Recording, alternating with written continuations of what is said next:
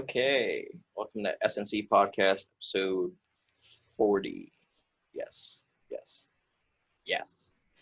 We have Geoff Weber with us. He is the young adult graphic novelist creator of The Scientist. So thanks for coming on. Thanks for hosting me. Yeah. So what's like the little pitch for The Scientist? The Scientist is a great sci-fi adventure in the spirit of the Goonies, sort of a young ensemble adventure about a group of young prodigies who've been kidnapped from a national science fair and placed into this dangerous experiment, and they have to use their wits to try to escape. Cool. I saw it on Kickstarter, I think the last one was March or whenever it was, and yeah, it wrapped up at the I think in mid-March. Yeah, and I don't know if I backed it or not, but I probably didn't have money at the time. Yeah, really wish I did. Just before the whole lockdown started, so I got in just before the world shut down. Yeah, there's one guy that I follow kind of a lot, Joe Vallon, but he's not on Facebook anymore. And he did his Kickstarter in March, I think, and it was for Fibber, and he I think they canceled it, or they just let it fail because they knew they weren't going to get the rest.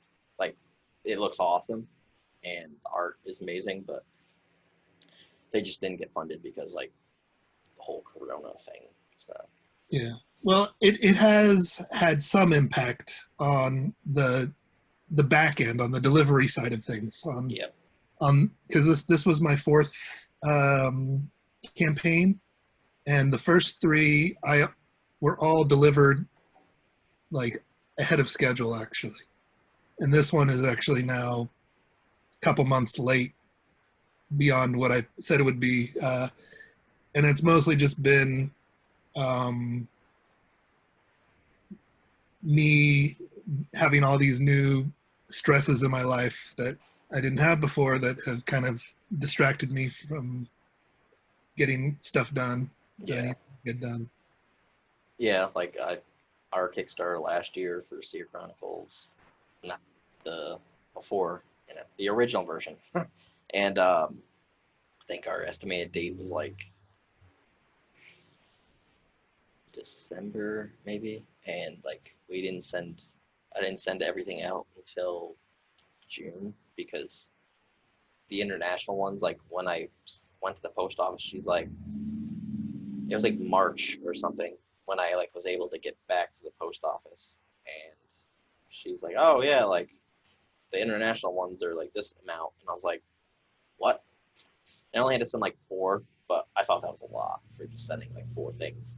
Mm-hmm. And she's oh yeah, in total it's $150, and I was to send comic books somewhere? She's yep.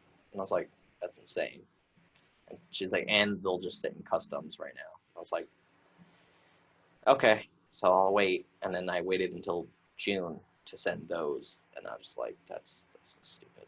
And I was I'm sorry guys that you're not getting them until one person was in Finland, Spain, Ireland, and the UK, and I'm I'm so sorry that it took this long. Yeah, I really want to get it out. I really want to have this, close the book on this, get everything mailed out that needs to be mailed out, and everything printed that needs to be printed, because I got a lot of other things I would like to move on to, but I got this responsibility to attend to first. Yeah. What was I gonna say? So how long of a series is it? It's five issues. It was 4 issues, but each issue was 40 to 50 pages long. So it's a good length book. Yeah. Yeah, like our new, like our remastered version of our first issue is around 40 pages, which is insane. Because it used to be like 25. So we added like way more detail because like Chuck, can't say his last name. Chuck Pinot? Yep. Can't ever say his last name. Like the wine. Yeah.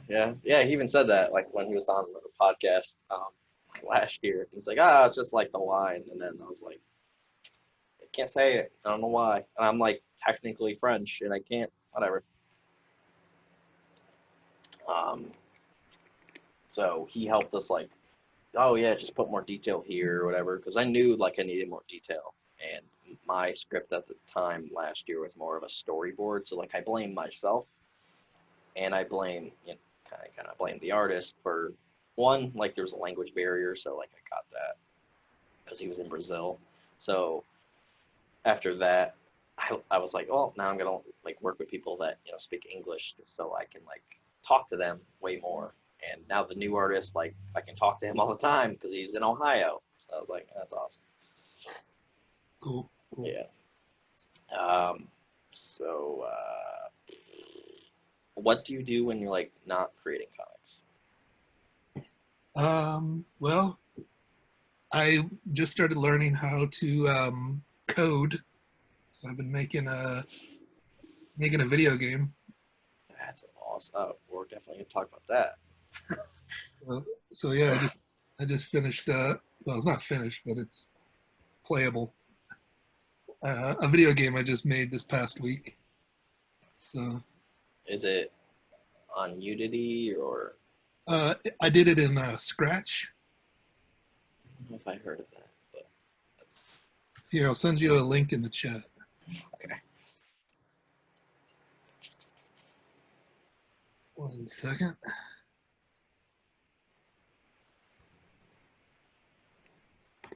There you go. Okay. Oh wow. Reminds me of Gandalf. Yeah, and I was actually just messing around with it this morning, and that gray wall in the middle is brand new, so I don't know if it works quite right. That might be a little glitchy. I was trying to add some barriers to it. Oh shit. So, okay, I'm not gonna play your game right now. You're not gonna, don't play the video game in the middle of the interview. Yeah. you can play it later and let me know what you think. Yeah, that's cool. We're actually coming out with our video game, which I can't wait for. But I am not like doing the coding or anything because I haven't learned that yet. Okay. Yeah, I'm starting to learn like Blender because like our video game is like 3D and like an open world game. And my friend Scott from like back in like high school or whatever, he knows how to use Unity and all that other stuff. And for our comics, we originally just wanted to like we have certain guidelines for certain things, and we wanted to just have like a map originally, just like of the streets or whatever in the city, and instead like he was building it in Unity, and me and Dylan were business partner. We're like, oh, can't we just like make that into a video game? He's like, oh yeah. I was like, okay. So we just like built upon that. It's like I can't wait to release that. Yeah, very cool.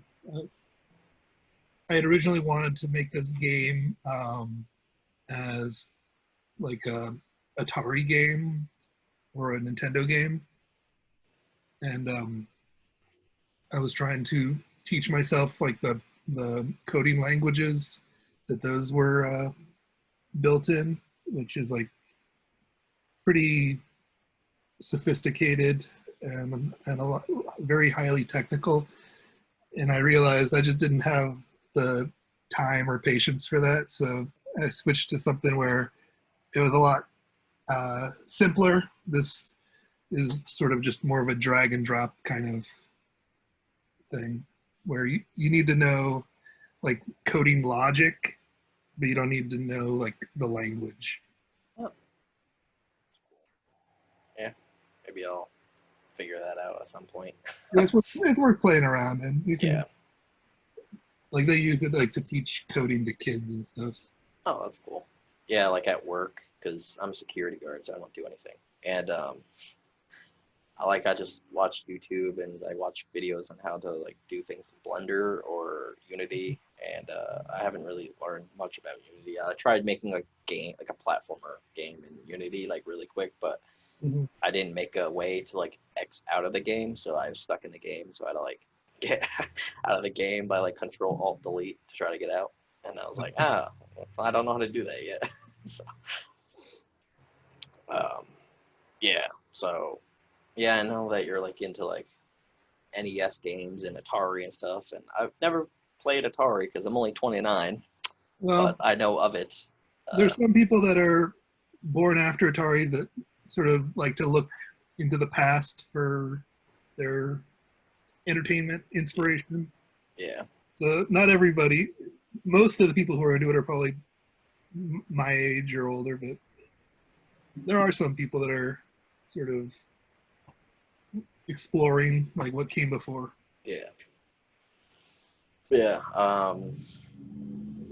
Like, do I you have like I like Atari games just because I'm very busy. I don't have a lot of time. So I like a game that I can like play for like a minute and and then move on to something else. Anything like where you're having to spend like hours and hours exploring a world is just doesn't fit my lifestyle. Yeah, I got a Switch for my birthday. Like, Hmm. my friend got it for me, and which is expensive. And one of the games she got me was Breath of the Wild, and I'm addicted to that game. Um, I do have because Switch and I do have Breath of the Wild, but I actually haven't played it. I, My kids have played it. yeah, I think my son said he beat it.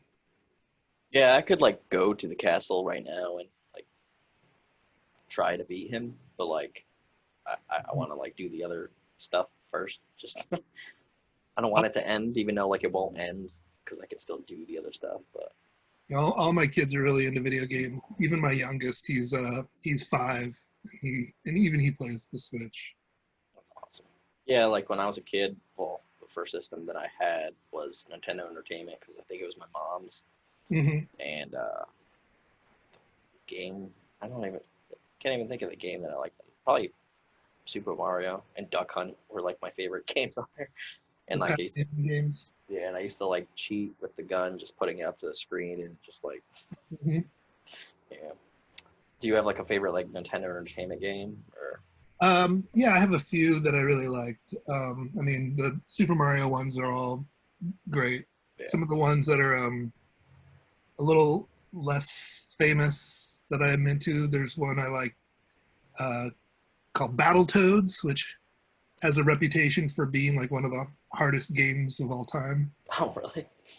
Yeah, there's like level 3 is like for like your average person is like the farthest they ever get in the game. Jeez. It's like a level where you're on this sort of like a speeder bike and you're just like trying to dodge these walls that are coming at you like at like super fast speed. That's one game I didn't play. I played like well, Super Mario, Duck Hunt. It was like a tennis game that I tried playing that she owned, Hmm. and just couldn't play because I didn't know like how the controls were or whatever. And Top Gun, she had, but like Hmm. I always when anytime I put the game in, it like just starts with like you're flying, and then I just crash because I didn't know how to control it.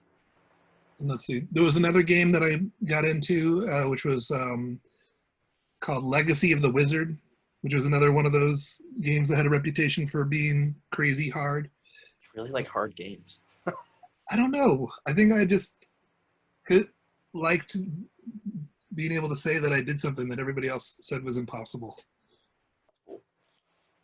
Legacy of the Wizard, I think people found it hard, not because of like it was physically challenging. It was just like a huge dungeon that you had to explore. Like I think it was like 256 screens of dungeon, and it's very like maze-like, and there's all these like secret passages, like where you gotta touch a block and find out if it's like real or not. Wow. It's like Indiana Jones. Yeah, so I got really into that one, and I actually there was like a magazine for Nintendo called Nintendo Power that yeah. ran through the '90s and then into the early 2000s, and I actually made like a strategy guide for Legacy of the Wizard to make it look like an old Nintendo Power magazine. That's cool. Yeah. Strategy guides, I think I only used for Mm-hmm. Legend of Zelda or Green of Time, because like there's just certain things in that game like I wasn't able, like Water Temple I could never do, but my friend Dave like did it like record time. I'm like, how'd you do it? Like, you just raised the water levels. I was like, Yeah. Okay. Yeah, I was into video games from like, I'm pretty sure as like 4 years old or probably even earlier, and I just don't remember. But my Mm-hmm. favorite system is Nintendo 64. I think. Just Oh, okay. yeah. Yeah, we used to play. My friends and I used to play a lot of Mario Kart 64 and GoldenEye. Those were our two. Like Yeah. hang around our friend's living room and play those like on 4-player. Yeah.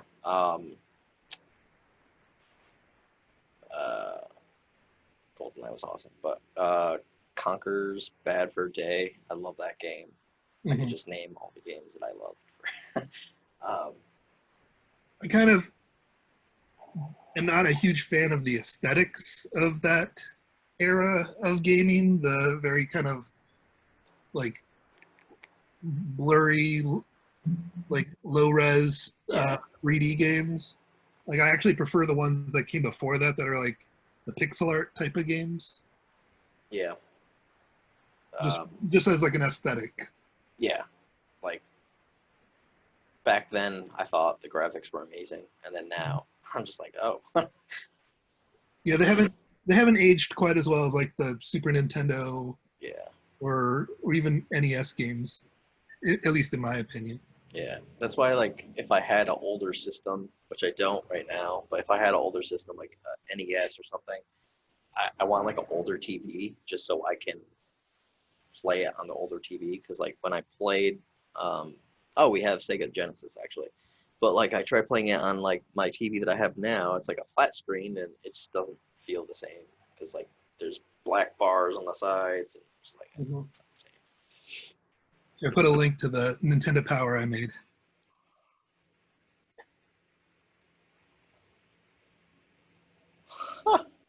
That's awesome. And there's even a Howard and Nestor comic that I drew that's in there that I did to try to like emulate the art style of the old Howard and Nestor comics. Let's see. Bring it back to comics. Those graphics just remind me of like Kirby Dream Course. I think that's what it was called. Yeah. Wow. Awesome.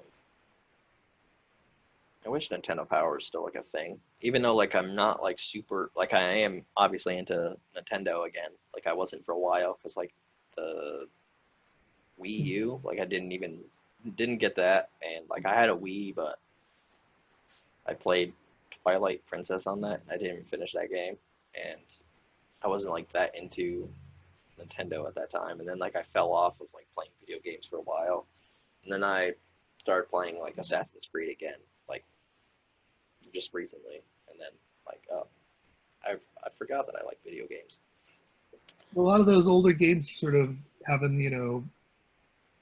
people getting interested in them again because now they're coming out with like those like the mini consoles that have them on there, or you can they have the downloadable libraries through the Switch. Yep. Or the collections. Yeah, I saw that they might release like because there's supposed to be like a Mario like 35-year something anniversary, and they might release Super Mario 64 on the Switch, which that'd be awesome. Yeah, or I even heard they might even do like a Nintendo 64 mini console. Yeah, which I would get that. You could plug into your HD TV. Because that's one of the big barriers is a lot of people don't have like the old TVs Yeah, anymore that, um, and it's harder to hook up those old consoles to be like the new TVs. yeah. That's like that's the only reason I would want an older TV, which my girlfriend's dad has like a million because he's like a hoarder, so he has just like so much crap at his house, and he has like a ton of TVs that are just like sitting in his garage. I'm like, oh, I could take one. Yeah, yeah. So, what are you planning to do after, like, when, or do you not want to talk about what you have planned after What I have this? planned after the scientists. Yeah, Um, well, the scientist took me a really long time to do, so I'm kind of reluctant to dive into something that's gonna take me equally as long. So I'm trying to sort of whatever comes next. I want something that I can have like a much faster turnaround time. So I've been looking into anthologies yeah, and submitting to anthologies. If there's any that I think I'd be a good match for, and even organizing an anthology of my own. So I have an idea for an anthology that I think might be kind of cool. That as soon as I'm done with the scientists, I'm going to try to put together and see if anybody wants to submit to my anthology idea. So little short stories that are all related around a theme. yeah, yeah. Like, we're not releasing the Kickstarter, but we're collaborating with one of our like partners that are on our platform, and because he's more into, like, I'm into horror, but like he has more of like a fan base towards horror because he already made like a horror comic. Um, and we're coming out with a horror anthology called Chronicles of Horror. Okay. And but I said I can't do that Kickstarter because my Kickstarter is literally just about to end while you start that one up, and I'm not doing that. I want to fulfill, or at least get most of the stuff to the people, and you can like focus on that, but I'll like promote it and stuff. Say, oh, okay. Yeah. Well, it helps when you have people that can take the baton and Yeah. things. That's And that's another thing I need to get going is I need to start having people that I can put some of the share some of the burden with because trying to do everything myself is hard. Trying to yeah, do all the editing, all the writing, all the art, all the promotion, and everything. Being basically a one man show. yeah, yeah, that's got to be like way harder. Like, I think it's pretty hard, and I'm just the writer, and I have to find all of the like the artist and then like the letterer. But now I have like a team. I have a team for our Soul series, and I have a team for our graphic novel, which are hoping that they're set in stone for like foreseeable future. And then like now we're gonna do anthologies with our platform. So I have like certain people for that now. So Okay. slowly moving there. Um, I didn't really think anthologies was like a thing that I didn't even know that was a thing in general. And then I started seeing like the Advocator and like other ones pop up, and I was like, oh, okay. Yeah, and some of them do pretty well Yeah, actually, depending on if you it's a popular theme or if you got some popular artists working on it, it can do pretty good. yeah, The one I got is I don't know how popular the theme is going to be, but it's something I think is cool. It's going to be sort of uh, true tales from autobiographical tales from your childhood about things that you did that were stupid. okay. I'll make sure to back that. So it's going to be called Stupid Kids. I think that technically counts as an anthology. Maybe it's more just a graphic novel. there's a book that I don't know his full name. I think his name's like Nander, and he came out with a book called Lifeline, and I have that above my shelf over there. And Yeah, I have Lifeline. That I don't think was an anthology. yeah, it's more just like different artists or whatever. Yeah, I think he just had Yeah. different artists do different chapters. I think it was like a one continuous story. Yeah, so it's a little different, but that was pretty cool. Yeah. I think the only anthology that I have here is The Advocator right now. Yeah, I have like, I don't have enough room to put all the comics that I've backed or whatever like anywhere, so I have like 2, 3 shelves that I can put like indie comics on, and I have like DC comics that are on a few that I got for Christmas last year, and that's all I have room for. Yeah, I'm starting to fill up my boxes just from Kickstarter comics and everything. Yeah. It's getting out of hand. I'm struggling just to keep up with reading everything. Yeah, like I have not read most of them. I read Dust County Chronicles, so I think I'm caught up on that. And Broke Down, definitely. Oh, and Belial. But Broke Down is like my favorite series right now, and I'm not even that into like crime or anything. Like Okay. I'm not really into like Law and Order shows or any of that kind of stuff, and or Sons of Anarchy, and I really like that comic. Okay, cool. Yeah, I still have to read it too, but yeah, it's awesome. I'm trying to set like a goal for myself. I want to read like at least 2 or 3 books a week, so Yeah, I should probably do that. So I can get maybe through my backlog. Yeah. I just keep adding on top because I just keep backing them, and I'm like, oh, it's just like adding to the pile. You'll get to it eventually, right? Yeah. And that's just the physical ones. I still have a lot of digital ones I gotta. Yeah. Oh my god. Yeah. Yeah. They're lost in my email somewhere. I have a bunch of digital ones. I have a dream that one day I'll get caught up, but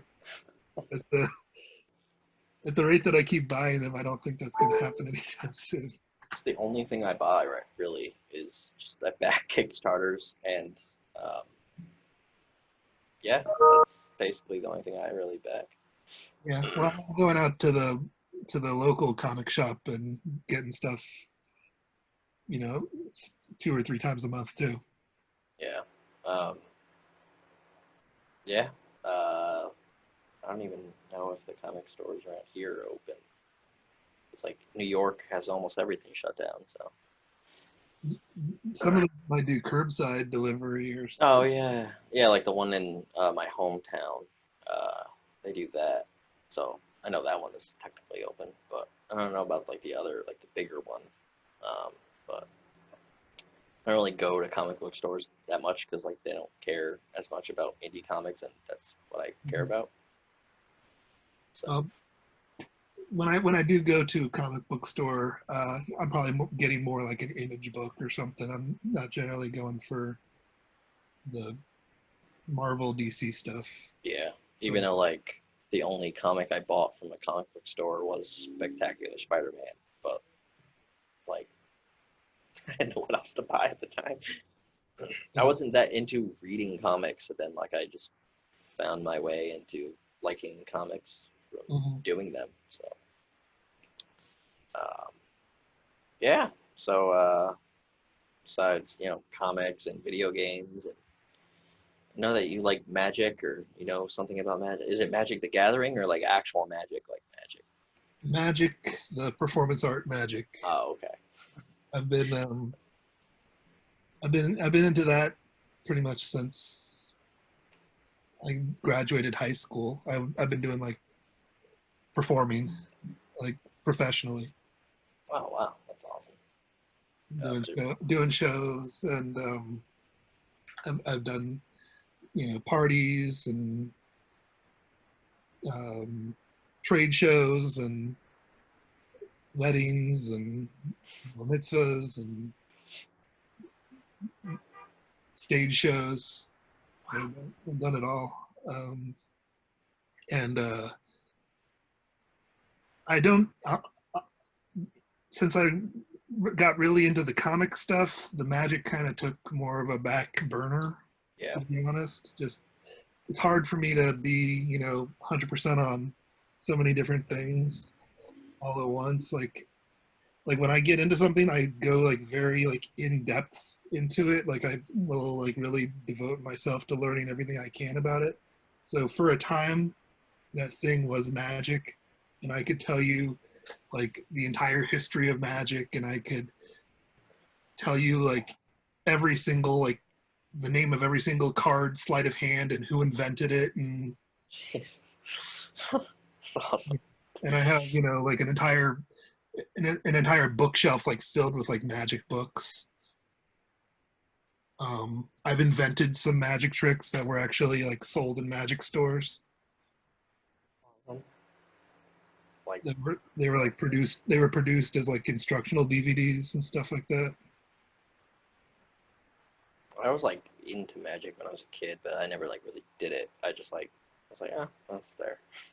Did But you like get like some books from the library? Did you have like a magic kit or something? yeah, it was just like a magic kit that Uh, I won somewhere, but sure.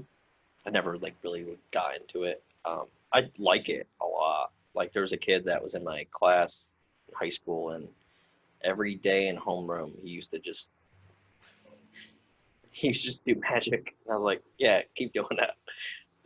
Yeah, new trick every day. Yeah. He had this like I noticed the one thing that he did. He did a lot of card tricks and stuff, but the one thing was like he made his like thumb light up, but it was just like this plastic thing was over his thumb. I was like, how is your thumb like lighting up? Mhm. I was like, oh, that's awesome. But The idea is to hold it in such a way that it looks like you're holding a light bulb. yeah, and yeah, it was pretty awesome though. And I used to watch like Mind Freak all the time, and David Blaine's show when he had that, but I don't even know if that's a thing anymore. He had a special recently. I think he's doing a new special where he's gonna float over New York holding like a bunch of balloons. Like in the movie Up, but he's just gonna be holding them. Hopefully, he survives. Wow. And actually, I told you I invented a couple tricks. One of the tricks I invented, David Blaine actually called me about, and he asked if he could do it on his special. That's awesome.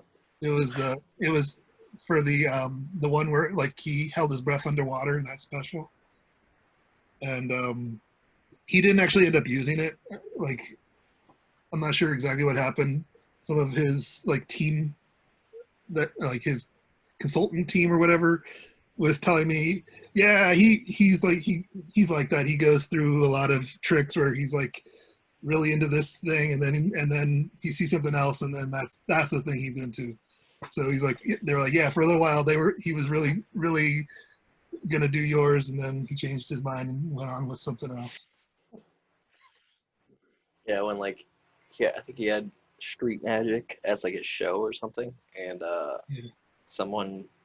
there was like another show like Short Circuit or some other show, and they like made fun, like they did a parody of that. Oh, okay. Yeah. It's like, what are you drinking? It's like orange soda, and then he like tips that. Now what are you drinking? Cheez-Its! There's Cheez-Its! I've seen some of those parodies where the guy like keeps like looking in the camera and He's just like with like a very like serious expression on his face. For me, the one that I watched on TV growing up was David Copperfield. yeah, I actually saw him like live, which that's the only magician I saw live, but it was awesome. Yeah, no, I did see him when he came to DC. He did a show at the Warner Theater. I think that was back in 2006, something like that. Yeah, it was like early 2000s. He was at Proctor's in Schenectady. So that's where I'm from. And I don't remember like really much of what he did, but I remember that I saw him. I remember thinking he did a very good show. I really enjoyed it. Yeah. Like his TV specials, like growing up, that was like the thing that everybody watched and everybody would talk about. Like when he made like the Statue of Liberty disappear, Yeah. or when he walked through the Great Wall of China. That was the water cooler talk. Yeah. Growing up. I can't even think of what I was going to say. So you're still like shipping out the scientist stuff, or? I haven't gotten it printed yet. Oh, yeah. I'm trying to get it printed so that way I can start shipping it out. Yeah. Yeah, I am probably never doing another Kickstarter until the book is completely finished. Because I not only am worrying about, and the artist, they're worrying about like getting this one comic finished, but then there's the first issue, which we're not always going to be doing that, but like I wanted to remaster the first issue, so there's those two comics. Then there's like another comic by another artist that I'm having like get done.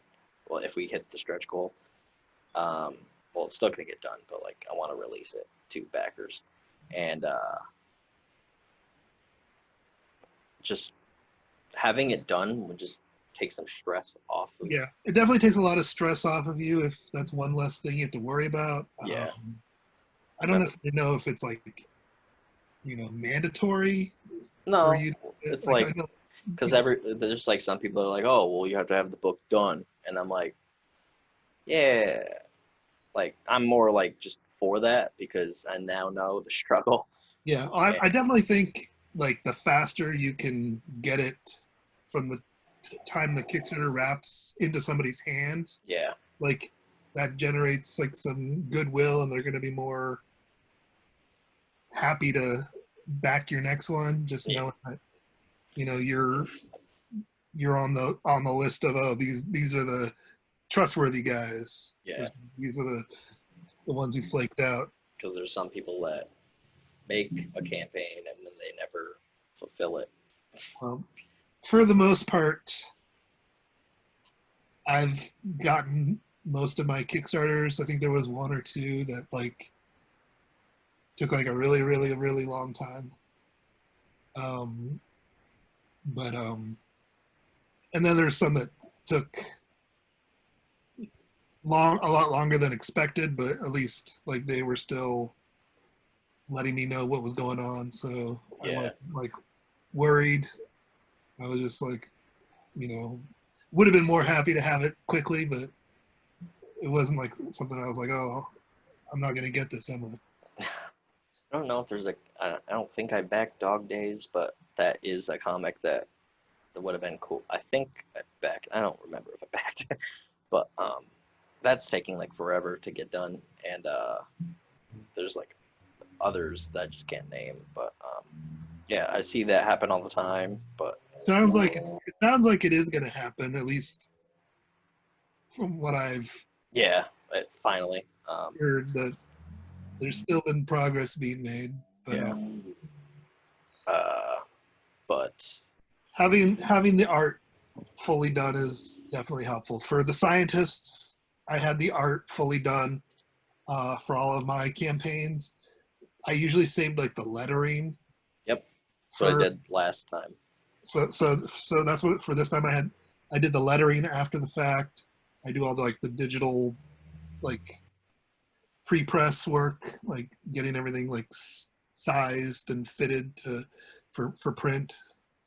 After the fact, any art and stuff that I had to do for additional like rewards, like bonus stuff. Some of that I did after the fact. For the scientists, like I did a couple things. Like I created a new cover for one of the issues after the campaign wrapped.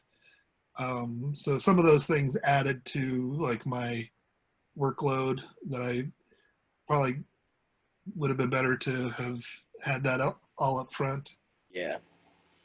And some of it is just like the mental block of just being like in a new stressful situation where like I know I gotta get this X, Y, and Z done, and I just keep procrastinating on it and checking Facebook and Yeah. just there went another week where I didn't finish it. Yeah. Like, I felt bad that I took so long to send ours out like this last time, but because that was like our first successful Kickstarter. This one did like way better.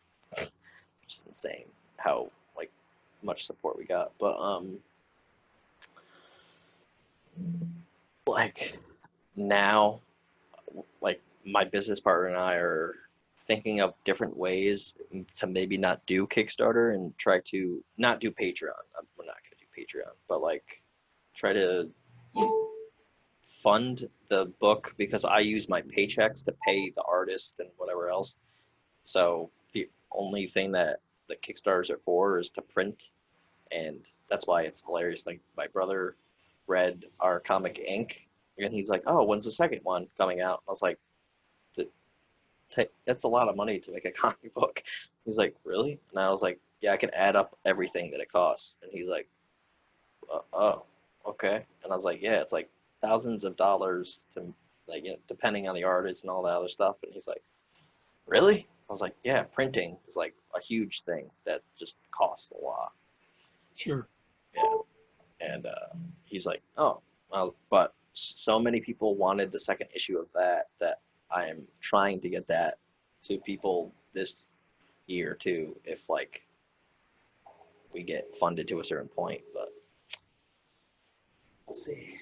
Well, the nice thing about being the artist is that the Kickstarter funds, we're just going towards like my fulfillment expenses. Yeah, that's if I like new art, that would be cool. But I don't. So But it also takes up so much time that it definitely limits how much I can output. yeah, So if I wanted to do more, I might have to, in the future, maybe find an artist to do some of the stuff I want to do, because I got ideas for maybe at least another 2 graphic novels worth of ideas, but I don't think I have time to draw yeah, 2 more graphic novels. I don't know. I might try something. I might try another graphic novel, but at least yeah. in the short term, I'm going to stick to doing some short stories. That's why like I don't mind my job really because all I do is like watch YouTube or I can actually write because I use Google Docs. Yeah, So I have already a bunch of comics that are already written. It's just like they have to get edited sure. and but yeah, I always come up with new ideas while I'm walking around at work or whatever. So that's the one good thing about my job is I can do that. I can work on my business while I'm at work. It's not like they really know. And but I do want to do this like full time. So like I'm trying to pay debt off this year and next year so I can and then save money so I can try to do this as a full time thing. But a little bit of like ordering and stuff. Like I'm been wondering how much I should order, because in the past I was always like, yeah, I'll just order some big amount and I'll have it to sell for the rest of my life, like going to conventions or whatever. Yeah.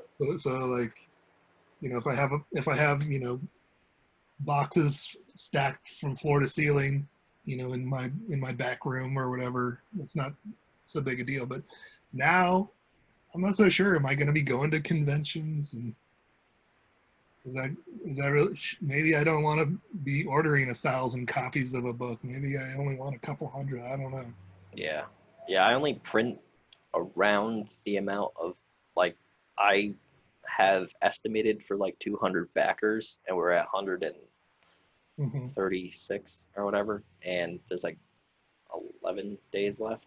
And like if we don't get to 200 backers, it's like it's fine. But like I have it estimated to be printed for like 200 copies of like each comic. So Yeah. yeah.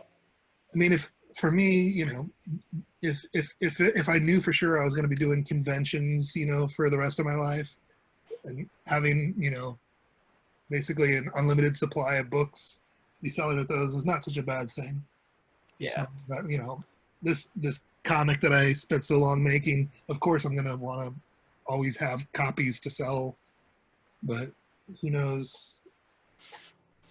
Maybe I'll have to change my plan of sales plan a little bit.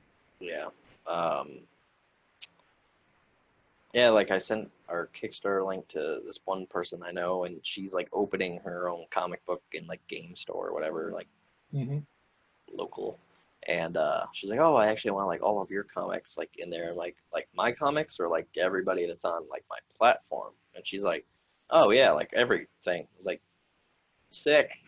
So now gonna come up with we're gonna come up with an idea of like try to get those printed like monthly if we can. So like we'll be able to like provide those, and I can just like print them myself, and then they'll be sent to me, and then I'll literally drive there because they're not that far away, and I'll just like get to put them on her shelves.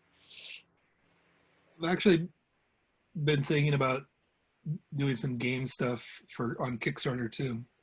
Yeah. Not video game. I have Like board game. Yeah, I have a board game that I designed a few years ago that I think might do well, and I have a card game idea that I would really like to get it into a playable format, so I could potentially do something with that too.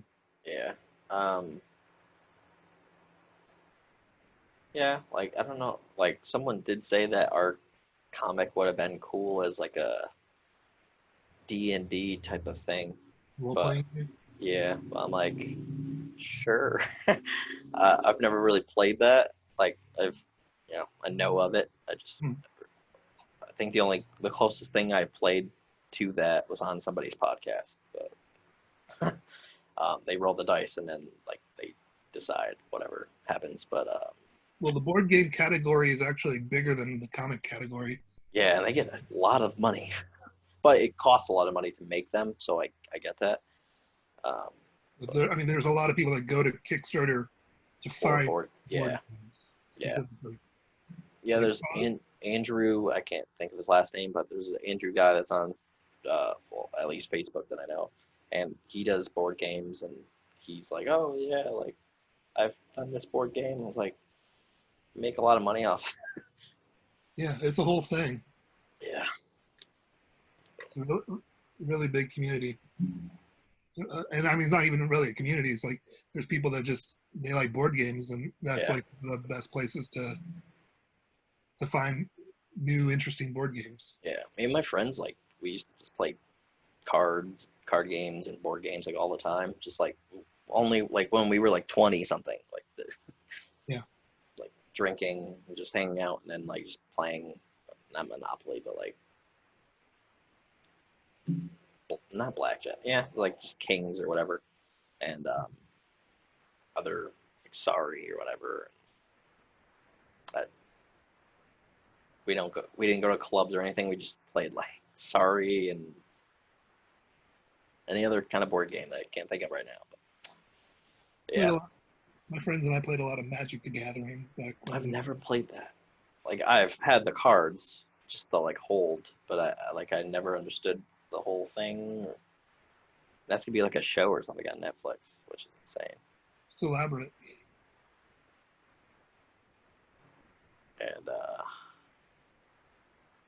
I got started with that pretty much when it was first becoming big. And then I kind of stopped playing for a long time. And the game's changed so much now that I barely recognize it.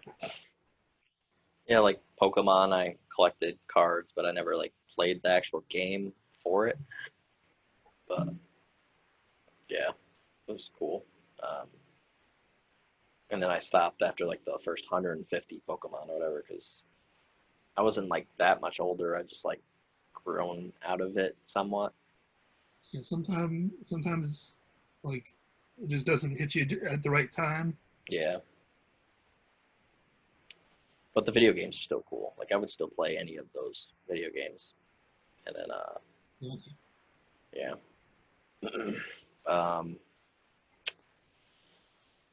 Yeah.